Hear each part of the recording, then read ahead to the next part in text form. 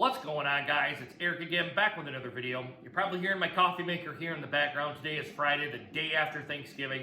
I hope everyone had a safe and happy Thanksgiving. Hope you're with your loved ones. And even if you really couldn't be with your loved ones, I hope somehow you got to them and asked them if they were doing okay with all this coronavirus stuff going out that's already out here and kind of running rampant here. Hope you ever at least give them a call and tell them happy Thanksgiving. And we'll get through this, guys. We'll get through this pandemic. It's just a matter of time. I'm hoping that the virus vaccine they've got coming out is effective with humans, and we can all go back to the actual normal lives that we're all used to. But kind of want to get into the Detroit Lions Texans game here that happened yesterday. I really don't know what to kind of say with this football team, guys. The football team the defense is the worst part of the team, especially the secondary. There's been times I was watching today, guys, where Collins got hooked up with a wide receiver, and the wide receiver just took off, man. There was 8 yards separation between the two, and there was no safety over there to help. I can't remember even who it was for the Texans that had that. The two seemed to be very, very easy touchdowns with this team. J.J. Watt came to perform here too with that ungodly interception, although that's what he does. That's what he kind of brings to that team, that onto that line. And I'm still kind of speechless, even kind of seeing it. I had to see a replay a couple of times. Man, did he really do that? Yeah, he did. He kind of put his hands up, batted it down. It kind of hit him right where it should in the hands, and he kind of just cradled the ball, walked in for the touchdown. I mean, what were they? Only 20 yards out, 20, 25 yards out, something like that. Easy touchdown for J.J. Watt. Turnovers are killing this team, just killing this team. We had, I got written down on my card here, they had 3 fumbles, they lost 2 of them, and then that interception along with that. I mean, that's losing football here, guys. It's losing. You can't turn the ball over and expect to win. Even if you don't lose the fumbles, you can't put the ball on the ground because eventually it's going to bite you. All right. Watson had 318 yards passing and 4 touchdowns. He was 17 for 25. That, again, to me, guys, another one of those kind of Pro Bowl Hall of Fame kind of numbers for a quarterback. I honestly don't get this team at all. Don't get it. I thought Stafford was actually robbed on that pass to him. I thought he came down, and I thought the rule was the ground cannot cause a fumble. And I thought he had control of the ball here too. So I thought it should have been at least a completed pass at the very least the half-yard line, if not a touchdown. But they challenged it, said it was an incomplete pass, and the call stood there. So I guess that kind of is what it is. Kind of the trick plays kind of came out of the bag here too a little bit, along with the Stafford one. I'm not sure why they had to resort to that. Maybe it's to try to get the team kind of a spark, to kind of get them to say, hey, we can play with this team. But it never did come to fruition or anything like that. I mean, they scored 26 points, but the other team scored 41. So the loss is most certainly on Detroit and then the coaching staff. But this defense is just Swiss cheese, much like the Michigan defense is. Swiss cheese, all right? I kind of want to go into a little bit about Bob Quinn, Matt Patricia, and some of the players here, right? Specifically Collins, because I thought Collins got matched up bad, and Watson just kind of took advantage of those things. But again, the coaching staff should be smart enough not to put him in those positions to do that. There was 2 easy touchdowns by those guys. Anyway, kind of going on with Bob Quinn now, Matt Patricia. All right, we got rid of a coach at 9-7, and I know a lot of the other YouTubers are kind of talking about this. About why we keep talking about Jim Caldwell here and Bob Quinn wanting Matt Patricia to come in here, because it's a pretty pivotal point here, guys. I mean, Bob Quinn fired Jim Caldwell and said 9-7 is not good enough. Now we're year 3 we're in now? Year 4? I can't remember if it's year 3 or year 4. I'm going to say year 3. We're in year 3 right now of Matt Patricia being the coach. Haven't sniffed 9-7. And unfortunately, we're going to have to win the rest of our games to even get there. Now, I think we know we're not going to get there. We're not getting to 9-7, which 9-7 is not good enough. Hello, Bob Quinn. You said 9-7 is not good enough. Have you kind of changed your tune? Have you said, well, the team's not as good as I thought it was? Kind of what is it here? And I'm kind of being a little sarcastic when I say that here. So anyway, Matt Patricia comes in. We're thinking, wow, Matt Patricia is in here, this guru, but coming from the Belichick tree. Any other coach that come from the Belichick tree has not been good, all right? Thinking that he was going to revitalize his team and get us up to at least championship caliber football, at least divisional championship caliber football. That's where all I was wanting us to get at. Get us to where we compete with the Packers and the Vikings right now, because Chicago has its own problems over there in Chicago with the quarterback stuff. The defense seems to be okay, but the offense just hasn't gotten it together. Anyway, on to this video. I didn't want to kind of come in here and put the other teams in here. Anyway, so he said he would to bring in here to better 9-7 is not good enough. Come on, man. The draft picks, some of the draft picks he's had have been okay, but a lot of them have been trash. T.J. Hockenson was good, but yet Tavai was bad. Kenny Golladay was good. Austin Bryant, where's he been? I mean, he seems to be injured more than he is on the field, it seems like. At least this year he has been. So it's kind of stuff like that has seemed to hinder this team. And as a Lions fan and being old enough to even watch Billy Sims at the back end of his career and leading up to this point, why is this team as bad as it is? Now, I already know why the team's bad as it is, but really, how can you go that long and have somewhat success in the 90s, even some in the 80s? I'll give them that, some in the 80s. The 90s, you had Central Division championships back when it was a Central Division. Now it's came to the North Division. I don't even think have we even won a North Division championship outright? Or even tied? I don't know the answer to that.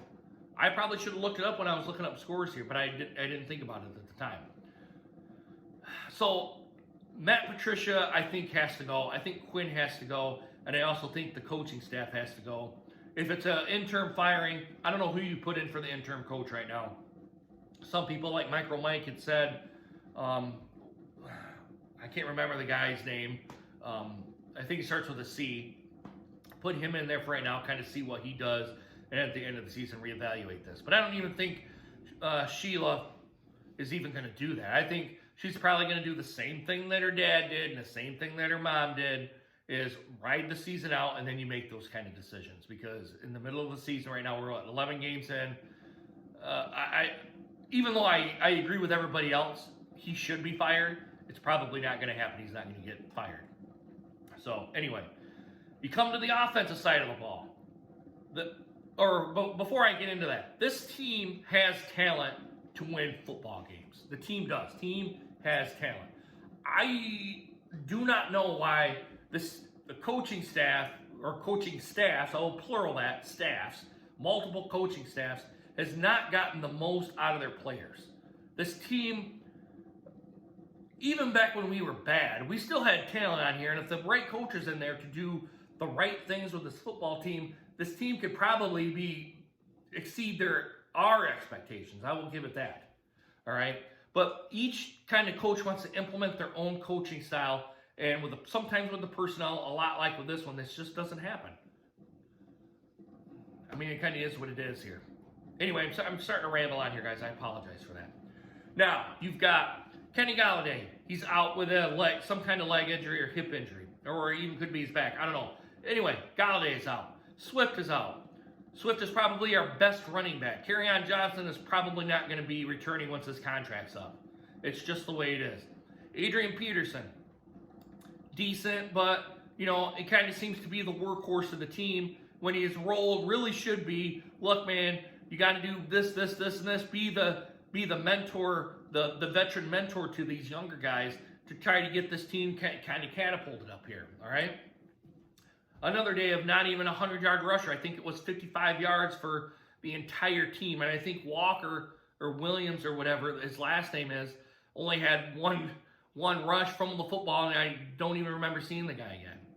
I mean, he was kind of in the doghouse to probably get cut, unfortunately. But that's kind of the way it is.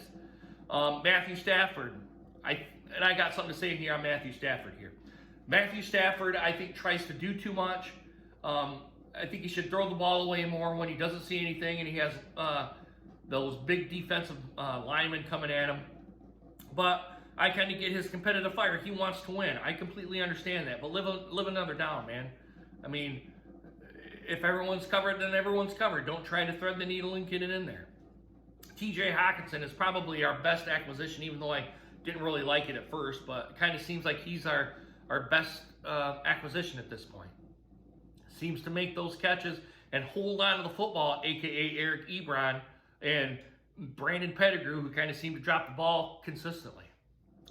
Offensive line, I don't know what's going on with the offensive line, man. The offensive line, it doesn't seem to be what kind of offensive line we plug in there. There always seems to be some kind of problem with the offensive line. Now, I will give it this. The offensive line has really not done too bad of a job.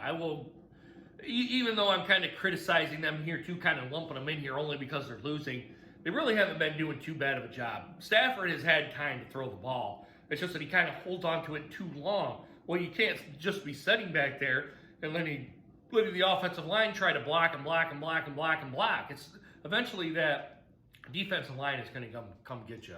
I wish at times where he didn't see anything and he knew the pressure was coming, just go, I'm going to throw this ball away, or at least kind of run out. Oh, I'm going to throw the ball away. Doink, done. Live another down, man.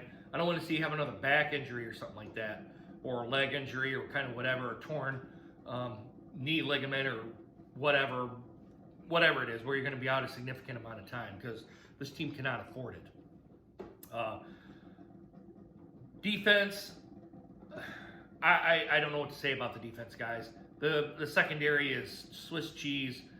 The linebacking core especially needs to be rebuilt. And I mean a total rebuild. Tavai, I was not big on the pick on. Even Davis, I wasn't big on here either. I'm not trying to say that those guys weren't studs of what schools they were at. I'm just saying it's not transitioning over into the NFL. That's all right? I mean, our secondary is young. I will give it that. Our secondary is young. But again, you guys got to know where you're at. The coaching staff has to help out here too. I mean, it doesn't matter if we're 4-7 and the coaching staff is not very good. You still have to get your guys in here to be like, look, man, you were out of position, or why did you do this the way you did it? I said that back in the Jim Harbaugh video. Why the coaches have to coach, and I'm not seeing the coaches coach. At least, well, and partially is the camera's not panning over there either to try to see, hey, is the coaches over there? I know the quarterback's coaches, because every time they put the camera on Stafford, and coaching staff is over there. But for everybody else, the rest of the team, I'm not really seeing it. Back to Matthew Stafford here, guys. This is probably where a lot of you guys are going to come in and be like, Eric, what are you saying, man? What are you saying? But with that being said, the Matthew Stafford project to me has been a failure. And I'm not saying a failure onto Matt. I'm saying a failure as a Lions franchise. All right? I like Matt. Don't get me wrong. I don't think he is the problem. A lot of people seem to think that Matthew Stafford is the problem. No, Matthew Stafford is not the problem. But with that being said, we've been here with 12 seasons with the man. All right? He hasn't given us anything. Not a championship. We've made the playoffs, but we haven't gotten past the playoffs. It's just something to me that if he went to a different, excuse me, I got something here on my lip. If he was with another team, that man would excel. And that's kind of what I'm pitching here. And I'm not saying that we need to get rid of him, but if the coaching staff is going to be completely overhauled, why isn't the time now to overhaul the team while we're at it? All right? And I'm saying quarterback, I'm saying wide receivers, I'm saying defense, everything. Everything's got to be overhauled, all right? It's just a matter of the fact here, guys. Stafford has not delivered. And I don't like using that kind of phrase, but he hasn't. He hasn't delivered.